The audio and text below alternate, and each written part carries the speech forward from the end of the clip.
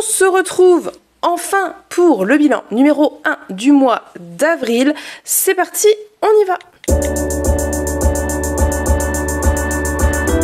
Donc, en avril, j'ai lu beaucoup puisque j'ai lu 32 livres, ce qui tombe très bien puisque du coup, je vais pouvoir vous faire, je pense, 4 vidéos de 8 livres. On part là-dessus, donc je vais vous faire ça. On va tout de suite attaquer avec la première partie de cette vidéo et les 8 premières lectures du mois d'avril. Comme je vous l'ai déjà dit dans le dernier bilan, je vais être concise dans ce que je vous dis de ces livres. Pourquoi? Parce que d'une part, je prends peu de notes, donc je fais tout de tête. C'est aussi un moyen pour moi de voir ce dont je me rappelle un certain temps après avoir lu ces livres. Là, ça commence un petit peu à remonter. Et puis aussi parce que si vous voulez un avis à chaud et surtout un avis détaillé, vous pouvez toujours accéder à tous mes avis détaillés dans la playlist vlog, ici vlog d'avril 2024, et retrouver voilà, mes avis au fil de la lecture, mes impressions au fil de la lecture. Donc là on part sur un bilan à froid.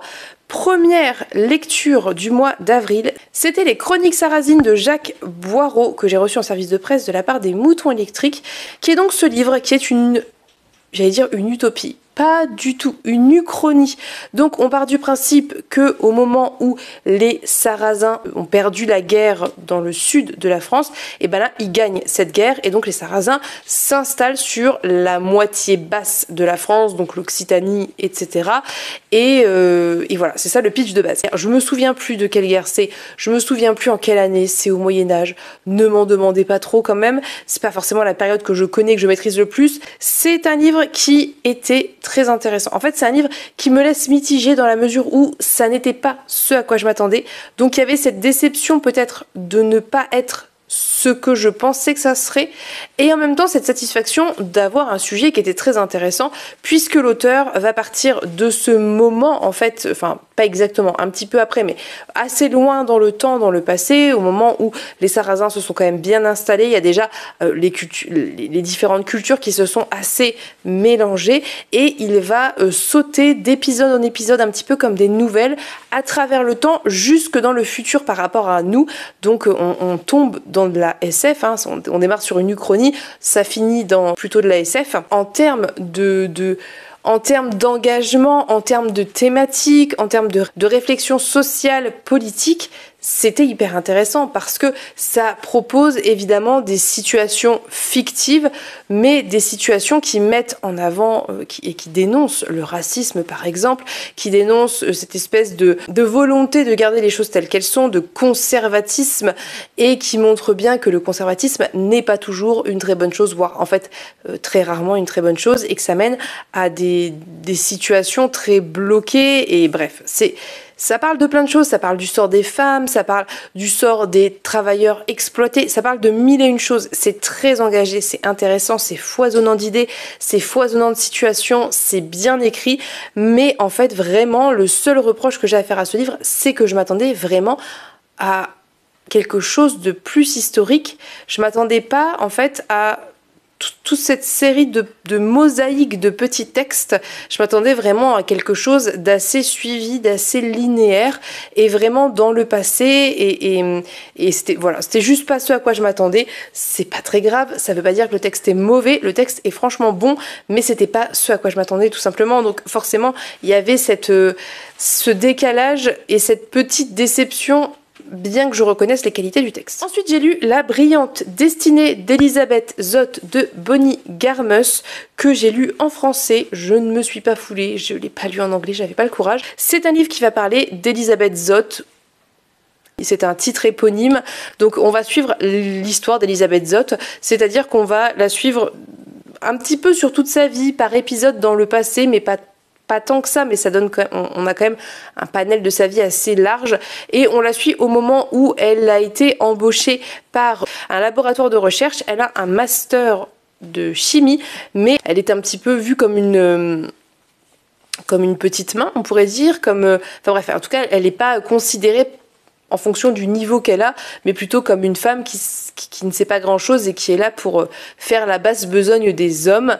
Et elle envisageait de passer son doctorat, sauf que Elle voulait passer son doctorat, sauf que son directeur de thèse a tenté de la violer, donc elle a tout arrêté. Elle est partie dans ce laboratoire où elle fait un travail qui n'est pas très satisfaisant, mais en même temps elle sait s'imposer, elle sait imposer ses envies, ses recherches, bref. Donc c'est ça la situation de base, ça veut dire qu'on voit une jeune femme brillante, intelligente, très qualifiée, très sérieuse dans son travail. Elle n'est pas traitée à la hauteur de ses compétences par rapport au métier qu'elle exerce, quoi. Et elle se bat un peu contre ça, et en même temps elle a cette capacité à être très à vraiment balayer ce sexisme et balayer tout ça et s'imposer. Et donc on va suivre en fait toute sa vie à partir de ça, de ce travail, et il va se passer 1000 choses dans sa vie. C'est d'ailleurs un reproche qui a été fait à ce livre, c'est qu'il lui arrive trop de choses, c'est que c'est trop.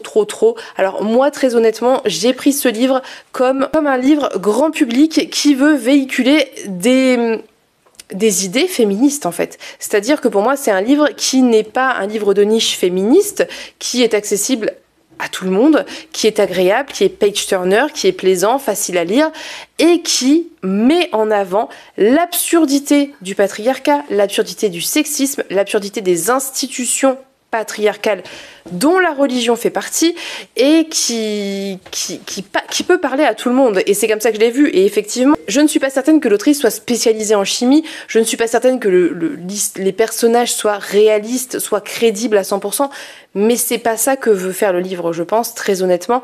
Et c'était très plaisant, c'était émouvant, c'était touchant, c'était révoltant, ça m'a transmis mille et une émotions. Et j'ai aimé ça en fait, j'ai aimé m'impliquer dans la vie de cette femme et finalement dans ce destin très particulier et individuel, reconnaître l'histoire de mille et milliers d'autres femmes qui vivent pareil, qui sont pas bien traitées par la société, pas bien traitées sur le lieu de travail, qui sont mal considérées, qui ne sont pas comment vous dire, employés à leur juste compétence. Je sais pas si ce que je dis est français, bref, écoutez, vous aurez compris. Et j'ai aimé les remises en question du texte, j'ai aimé la found family qui se créait autour d'Elisabeth, j'ai aimé la sororité qu'elle mettait en place presque malgré elle, j'ai aimé les remises en question par rapport à la religion. Bref, voilà, moi j'ai aimé ça, j'ai aimé l'humour, c'est aussi très drôle, très léger. Faut pas prendre ça comme un texte qui va ça va vous rendre triste à certains moments si vous êtes sensible, mais il y a aussi plein de moments drôles, cocasses ou légers qui passent très bien, et c'était très réussi pour moi, vraiment, j'ai adoré. Ensuite, je devais lire, je crois que d'ailleurs le livre précédent aussi, mais dans 12 livres commandés par 12 amis, je devais lire La librairie Morisaki de... Je ne sais plus le nom de l'auteur, je vous remets la couverture ici comme toujours. C'est un livre japonais où on va suivre une jeune femme qui découvre que son amoureux va se marier, mais pas avec elle, avec sa véritable fiancée qui travaille au même endroit qu'elle et lui. Donc cette jeune femme va évidemment être détruite par la nouvelle, va se sentir trahie, va démissionner parce qu'elle ne supporte plus de voir cet homme et sa fiancée quotidiennement, donc elle va démissionner et elle va s'enfermer chez elle et subir une sorte de peut-être petite dépression, état dépressif. Je sais pas trop si on peut dire dépression à proprement parler parce que elle s'en sort sans traitement ni médicament, donc je suis pas sûre qu'on puisse dire que ce soit réellement une dépression, mais en tout cas un état dépressif.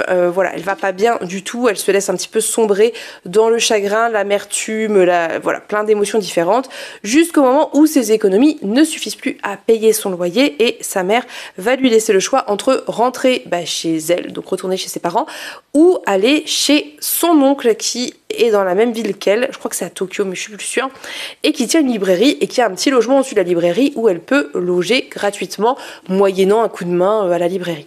Elle va choisir d'aller rejoindre son oncle parce qu'elle sait que si elle rentre chez sa mère va essayer de lui arranger un mariage, chose dont elle ne veut absolument pas, et elle va donc aller s'installer chez cet oncle un petit peu excentrique, un petit peu peut-être différent du japonais moyen de 40-50 ans, peut-être qu'il a 50 ans, je crois, quelque chose comme ça. Et c'est très chouette parce que c'était une très belle histoire de relation, c'était une très belle histoire de guérison, c'était une très belle histoire de réflexion, de pause, de prendre le temps d'aller mieux, et ça c'était hyper intéressant. C'est un texte japonais avec ce qu'on aime nous en tant qu'Européens dans les textes japonais, c'est-à-dire cette espèce de langueur, de nostalgie, d'ambiance douce amère, où à la fois on est dans quelque chose de positif qui va vers la guérison, et en même temps ce côté très un peu triste de la situation, un peu gris de la chose, et ça fonctionne très bien. C'est un mélange qui fonctionne très bien, en tout cas dans la littérature japonaise. J'ai trouvé que c'était très chouette. J'aimais bien les messages en fait qui étaient véhiculés, parce que vraiment on est dans cette volonté d'une part de reconstruire des liens familiaux entre la nièce et l'oncle qui se sont perdus de vue quand elle a été adolescente et qu'elle a été un petit peu en rébellion par rapport aux adultes, et en même temps dans cette espèce de guérison de soi, de prendre le temps d'aller mieux, en fait, tout simplement. De faire une pause par rapport... Le reste de l'humanité continue à faire sa vie, à travailler, à trotter, à courir, à faire que sais-je, et on est centré sur ce personnage qui est en pause par rapport au reste du monde qui continue de tourner, quoi. Et c'est quelque chose de très agréable. Je pense que c'est quelque chose qui peut faire du bien quand on n'a pas le moral aussi, parce que ça ne prône que des valeurs en fait assez positives. Finalement, la seule chose qui fait que c'est pas non plus un coup de cœur absolu, c'est que j'ai eu beaucoup de mal avec ce personnage principal féminin que j'ai trouvé extrêmement immature. Elle a la vingtaine passée, je sais plus quel âge elle a, mais elle était très immature, elle était un peu capricieuse, un peu désagréable. Alors elle évolue, hein, elle évolue, voilà. J'ai eu beaucoup de mal avec ce personnage, donc voilà. C'était dans l'ensemble une très chouette lecture. J'ai ensuite enchaîné avec la lecture de Dune, donc ça c'était un vlog dédié où j'avais, c'est le vlog combien de livres je lis en 24 heures ou combien de pages je lis en 24 heures. Donc j'avais attaqué avec Dune de Frank Herbert, le premier volume, le deuxième m'attend toujours ici. C'est un livre de science-fiction, est-ce que j'ai besoin de résumer Dune? Je vais vous la faire très rapide, version simpliste, plus, juste pour vous donner une petite idée. On est dans un univers où il y a une planète qui s'appelle Arrakis, qui est clairement colonisée par, je sais plus d'où ils viennent les autres, mais qui est colonisée parce que sur cette planète, on trouve l'épice qui vaut extrêmement cher, donc qui est exporté, revendu et pas par les colons en fait. Ça veut dire que on fait travailler les autochtones et la petite main d'œuvre qui vient de la planète colonisatrice, et les riches colons s'engraissent sur cette épice qui ne leur appartient pas, et on va suivre une famille au moment où cette grande famille, qui est une famille noble sur l'autre planète dont je ne sais toujours plus le prénom, va prendre la gouvernance en tant que colon sur la planète où il y a l'épice, et ils vont arriver et on va suivre ça, en fait on va suivre le départ, l'arrivée et le moment où on se rend compte, enfin eux se rendent compte, cette famille se rend compte qu'il y a clairement un gros problème, un complot, et on va suivre ensuite tous les personnages un peu séparés les uns des autres dans plein de situations différentes, très complexes, et voilà, c'est un peu ça l'histoire en gros, somme toute. Évidemment c'est un livre qui va parler en sous-texte de colonialisme, de vol de ressources, d'exploitation, de rébellion, de résistance, de politique, de corruption, de mille et une choses, et c'était très chouette. J'ai beaucoup aimé cette lecture. Effectivement, je comprends les personnes qui ont eu du mal à rentrer dans le texte, j'ai fait partie aussi de ces personnes. Il m'a fallu un petit temps d'adaptation parce qu'on est sur une écriture qui est particulière, qui est un peu opaque par moment, mais une fois qu'on est dedans, je trouve que c'est très page-turner au final, et que ça passe très bien, et que c'est intéressant, c'est prenant, c'est envoûtant, ça fonctionne hyper bien. Vraiment, pour moi, ça fonctionne hyper bien. Je ne trouve pas que le texte est trop guindé. Effectivement, il y a cette petite difficulté d'écriture, un peu particulière, mais je dirais pas pour autant que c'est guindé. J'ai pas eu ce sentiment d'écriture qui voulait péter plus haut que son cul, je sais pas comment vous dire ça autrement. Écoutez, je suis fatiguée, hein, c'est le déménagement ça. Donc bref, en tout cas, pour moi, ça l'a fait. J'ai apprécié les personnages, j'ai apprécié les situations, j'ai apprécié la magie, j'ai apprécié les thématiques de sous-texte, j'ai apprécié toutes les créatures et tout ce qui se passait sur cette planète désertique, toute la technologie déployée aussi pour survivre dans ces déserts. Vraiment, pour moi, ça l'a fait. C'était une excellente lecture, à tel point que j'ai acheté le tome 2 le jour même ou le lendemain, où j'ai fini le tome 1. Du coup, il traîne depuis 3 mois, mais c'était pas l'envie qui manquait, ni la bonne intention de l'attaquer direct. Ensuite, j'ai lu La fille de la déesse de la lune de Su Lin Tan en lecture commune avec Pénélope. Je crois que c'est publié chez Stardust, il me semble. C'était pas une franche réussite. Alors, La fille de la déesse de la lune, le pitch de base est génial. Ça veut dire qu'on suit en gros une déesse qui est exilée sur la lune, qui est la déesse de la lune, qui est exilée parce qu'elle a bu une boisson qui rendait immortelle, qui ne lui était pas destinée, et les immortels, pour la punir, l'ont exilée là-bas, seule, enfin avec une servante, mais seule, sauf qu'ils ne savaient pas qu'elle était enceinte et que c'est pour ça qu'elle a bu cette potion. Nous, on suit la fille de cette déesse qui va devoir partir, quitter la lune pour sa sécurité, et qui va se retrouver sur les terres des immortels, et qui va tout faire pour trouver un moyen de désexiler sa mère, comment dire, de libérer sa mère de cette punition, de lever la punition, la sanction qu'il y a, qui pèse sur sa mère depuis extrêmement longtemps. Et c'est ça le pitch de base. Le pitch de base est génial, franchement ça fait trop envie. Le début était très prenant, le début était assez haletant, il se passait assez rapidement plein de choses, c'était même assez surprenant. Et en fait, ce qui s'est passé, c'est qu'une fois qu'on a passé, je sais plus combien de pages, mais assez peu finalement, et qu'on passe à un certain concours qui était assez intéressant, on a un ralentissement vraiment important, et surtout l'introduction d'un triangle amoureux. J'en peux plus des triangles amoureux, vraiment, surtout quand le triangle amoureux, c'est une jeune fille qui est entre le prince érudit intellectuel et le militaire sexy bad boy qui a des gros muscles. C'est vraiment, voilà, Keleana tome 1, c'était ça aussi, c'est insupportable, je ne peux plus voir ça. Franchement, je vous jure, il y a des triangles amoureux, je dis pas que tous les triangles amoureux sont mauvais, il y a de très chouettes triangles amoureux, pour diverses raisons, les mariages arrangés alors que la personne avait quelqu'un d'autre en vue, enfin, il peut y avoir de chouettes triangles amoureux, ça arrive. Il y a un pseudo triangle amoureux par exemple dans 6 cours en écarlate qui est très réussi parce que c'est même pas vraiment un triangle amoureux, mais bref, je vous laisserai découvrir. Ce cliché là de triangle amoureux, vraiment non, j'en ai marre. Et au-delà de ça qui m'a vraiment saoulée, il y a vraiment cette espèce de ventre mou où il se passe rien au milieu, où il s'est passé tellement de choses au début qu'on comprend pas pourquoi il se passe plus rien pendant aussi longtemps, et ça redémarre sur la fin, mais vraiment sur la fin. Bref, c'était franchement pas une réussite, c'était pas absolument mauvais, ça peut plaire à un public young adult. Je n'ai pas souvenir qu'il y ait des choses absolument problématique dans ce livre. Je dirais même qu'on a un personnage féminin qui est intéressant parce qu'elle est relativement forte et en même temps elle a des faiblesses, elle a des questionnements, elle n'est pas toujours sûre d'elle, elle apprend des choses, enfin, personnage féminin plutôt positif. Les personnages masculins de mémoire ne sont pas toxiques, bien qu'ils aient des comportements discutables, mais on n'est pas non plus dans de la relation ultra toxique, discutable, mais elle se laisse pas non plus faire par rapport à ça si vous voulez, donc voilà, l'ambiance est réussie dans l'absolu, mais vraiment triangle amoureux et lenteur infinie au milieu, ça fait que vraiment je ne suis pas extrêmement motivée pour continuer. Je sais que Pénélope l'a et aimerait continuer, je l'ai pris sur liseuse pour le lire avec elle, mais si c'est comme le premier, je n'hésiterai pas à abandonner. Voilà, tout simplement. Ensuite, j'ai lu La chute d'Ilrien en lecture commune avec Marion Pénélope et une troisième personne sur Instagram, et je suis désolée, je ne me rappelle plus du tout de ton pseudo si tu passes par là. Désolée, vraiment. La chute d'Ilrien, c'est de la fantaisie, c'est écrit par Martha Wells, c'est publié chez La Talente, c'est une trilogie et c'est un tome 1 extrêmement particulier, vraiment très particulier. On part sur 150 premières pages, quasiment incompréhensible.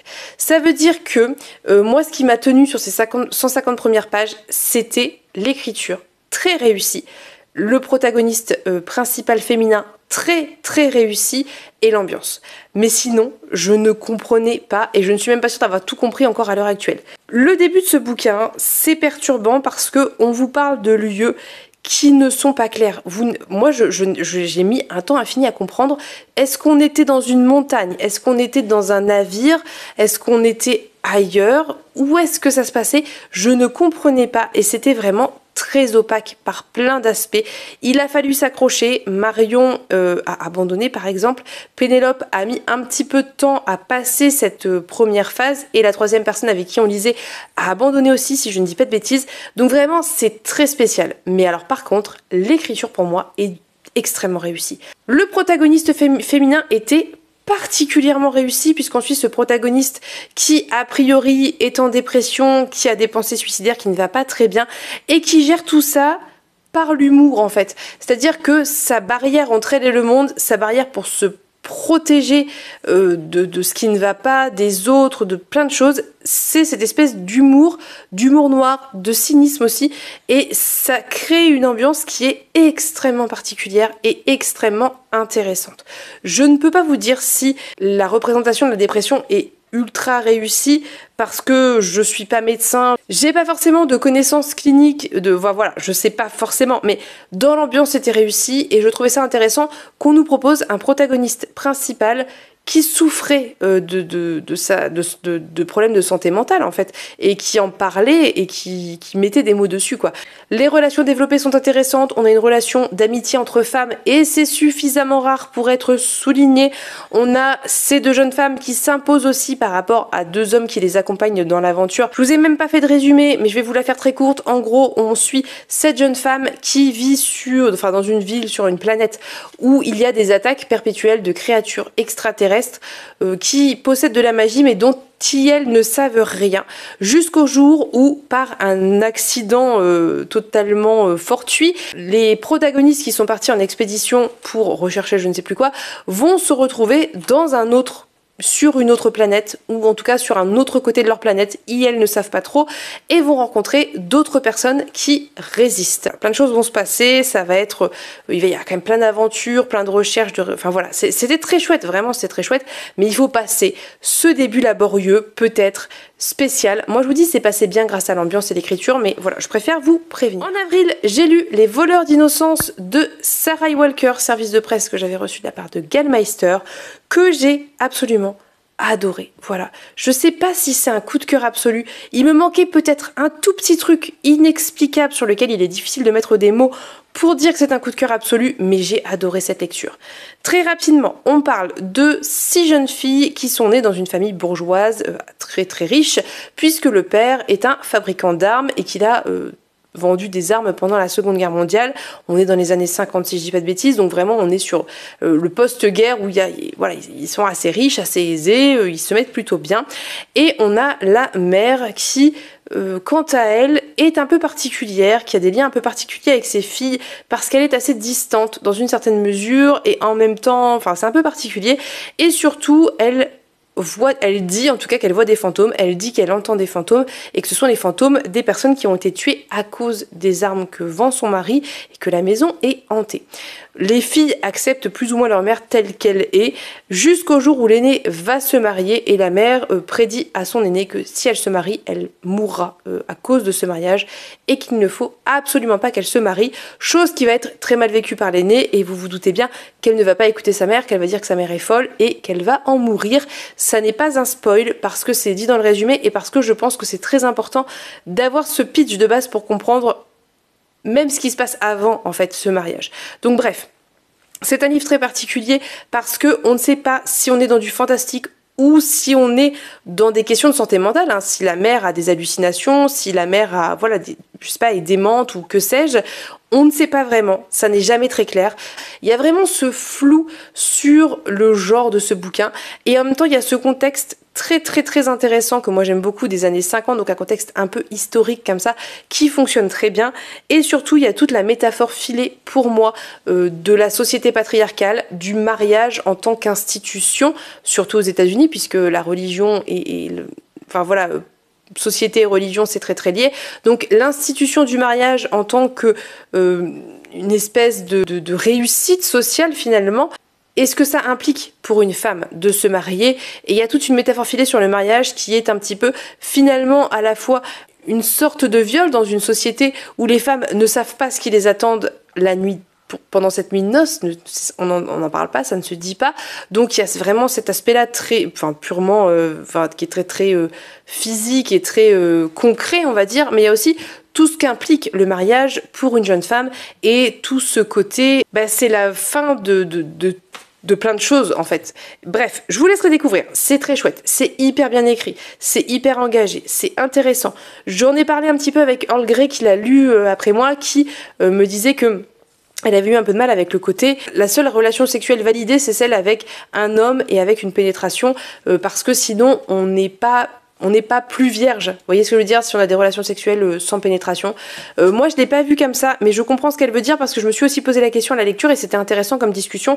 Moi, justement, je l'ai vu comme c'est ce que la société dit. C'est pas ce que l'autrice pense, en fait. C'est ce que la société perçoit d'une femme, en fait, une fois qu'elle est mariée, d'avant et après le mariage. Donc bref, si vous l'avez lu, donnez-moi votre théorie, ça m'intéresse parce que c'est intéressant d'en parler. Dites-moi ce que vous en avez pensé et comment vous avez analysé ça. Mais c'était génial, vraiment, j'ai adoré. J'ai adoré, comme je vous disais, l'écriture, l'ambiance. J'ai adoré aussi finalement ce récit a posteriori qui était très intéressant, les choix de narration. Bref, c'était une très bonne lecture. J'ai beaucoup aimé. Je vous la recommande vivement en sachant qu'il y a quand même des choses trigger. Voilà, il y a quand même pas mal d'éléments trigger autour de violences, de différents types de violences. Mais si vous voulez avoir les triggers de manière plus détaillée, dites-le moi en commentaire, je vous les redonnerai. Dernière lecture dont je vais vous parler ici, c'est le tome 1 du cycle des secrets de Manon Fargeton que j'ai lu en lecture commune grâce à l'Explora Livre, qui est donc de la fantasy. Alors, Young Adult, je sais pas trop quand même. Alors, je sais pas trop. Ça a un côté assez jeunesse. Non, ouais, je sais pas. Honnêtement, je peux pas vous dire est-ce que c'est jeunesse ou est-ce que c'est Young Adult. Le cycle des secrets, c'est l'histoire d'une expédition en bateau. Donc ça, c'est le prologue. Hein. Il y a une expédition en bateau. Le bateau va s'échouer dans un endroit glacé. Alors, moi, je saurais pas vous dire où, ni comment, ni quoi. L'Antarctique ou que sais-je. Et les personnes qui ont survécu à ce naufrage vont se réfugier dans une grotte où ils vont trouver un masque et ce masque a des propriétés apparemment magiques très importantes et va les pousser à s'entretuer. Ça c'est le prologue, très très bon prologue, excellent prologue. Il est tellement bon ce prologue que quand vous attaquez l'histoire vous vous dites et qu'est-ce qui se passe?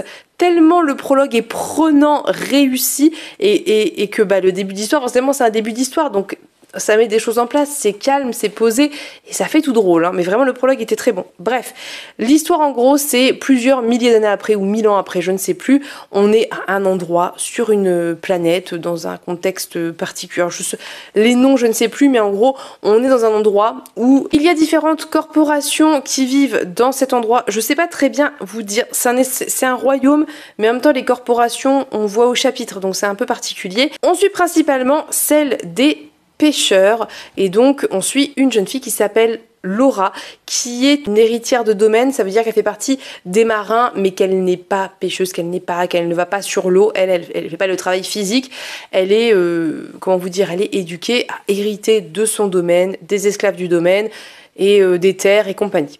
Donc voilà, ça c'est le pitch de base. On suit cette espèce de société, de royaume, on suit différents points de vue au début qui nous permettent de poser un petit peu les grandes lignes de tout ça. Et on va suivre le drame personnel de Laura qui va perdre sa mère et sa sœur et qui va se retrouver à hériter de tout ça à 16 ans je crois, elle est très jeune, ou 17 ans je ne sais plus, à hériter de tout ça très très jeune et ce qui va se passer, c'est que quand sa mère et sa sœur vont mourir, une femme va venir la voir et va lui dire qu'il faut qu'elle lui dise un secret. Et cette femme, c'est Equinox. Et Equinox va lui dire qu'elle n'est pas l'enfant de qui elle pensait être et que je ne vous en dirai pas plus, je vous laisserai découvrir. Et c'est comme ça qu'on découvre aussi la magie des secrets, puisque cette magie repose sur la puissance des secrets et que ce secret est un énorme secret et que s'il n'y a plus personne pour savoir ce secret, la magie se perd. Donc Equinox, pour garder sa magie, son pouvoir magique, en tout cas une partie de son pouvoir magique, elle va venir voir Laura, lui balancer ce secret dans la tronche et démerde-toi avec ça. Et à partir de là, mille et une choses vont se passer et plein de choses sont posées dans ce premier volume, autant au niveau politique, au niveau du royaume, au niveau des enjeux politiques, qu'au niveau individuel et au niveau aussi de politique extérieure, puisqu'il y a ce qu'on appelle à côté l'Empire, je crois, qui attaque constamment ce royaume et qui fait beaucoup de dégâts. Et voilà, plein de choses, vraiment plein de choses. C'est foisonnant, c'est bien écrit, c'est intelligent. Très honnêtement, ça m'a rappelé, ça m'a donné des petites vibes, un petit peu quand même, les Aventuriers de la mer par certains aspects. Pas tout, pas complètement, mais vous voyez ce que je veux dire, enfin si vous l'avez lu, vous voyez peut-être ce côté pêcheur, marin, marchand, qui se font attaquer par un empire, magie. Ah voilà, il y a quand même des vibes, voilà. Mais pour moi c'était très chouette en fait. Alors je vous l'ai dit et si vous voyez dans le vlog où j'en parle ou même dans le live quand on en a parlé, j'étais pas convaincue mais en fait je pense que maintenant a posteriori, je l'ai lu il y a un certain temps, je me rends compte que j'ai aimé cette lecture et que cette lecture a totalement souffert du fait que je l'ai écoutée et que ce n'était pas le bon moment ou peut-être le bon livre à écouter, tout simplement. Donc j'aimerais beaucoup relire le premier volume à tête reposée, mais comme je vais pas le faire dans l'immédiat puisque je ne l'ai pas, je l'avais écouté sur je ne sais plus quelle plateforme. Par contre, j'ai le tome 2 qui m'attend, je pense qu'on va se le faire en lecture commune très prochainement. J'ai assez envie de savoir. Manon Fargeton a quand même une plume très réussie. Elle a vraiment un talent et beaucoup de travail. Attention, encore une fois, je ne minimise pas le travail qu'elle produit dans ses ouvrages, hein. Il y a beaucoup de travail, mais elle a quand même un feeling particulier pour avoir une espèce d'écriture qui donne cette impression d'écriture instinctive où tout se met en place de manière logique, tout est fluide, tout cool, enfin c'est hyper bien écrit, c'est vraiment hyper bien écrit. Donc voilà, j'ai très hâte de continuer ça, j'ai bien aimé ce premier tome, je pense que vraiment il faudrait que je relise pour vous donner un réel avis objectif, en tout cas pas influencé par cette mauvaise écoute que j'ai pu faire malheureusement, mais comme je vais vous reparler du 2 bientôt, on verra bien ce que ça va donner. C'est tout pour ce premier bilan d'avril. C'était pas si long que ça va, je ne sais pas, je vais voir ce que ça va donner au montage. Là j'ai 35 minutes de rush, donc il est temps que je vous laisse. N'hésitez pas à me dire si vous avez lu ces livres, ce que vous en avez pensé. Si jamais ils vous font envie, dites-le moi en commentaire. Si je parle de quelque chose qui vous fait penser à autre chose, eh bien allez-y, vos recommandations seront toujours les bienvenues. En attendant, je vous remercie pour votre présence, je vous remercie à chaque fois de laisser des commentaires, d'être très présent en fait et de répondre et de nos échanges et de vos échanges entre vous. Voilà, je vous fais de très gros bisous, on se dit à bientôt dans une prochaine vidéo. Bye bye.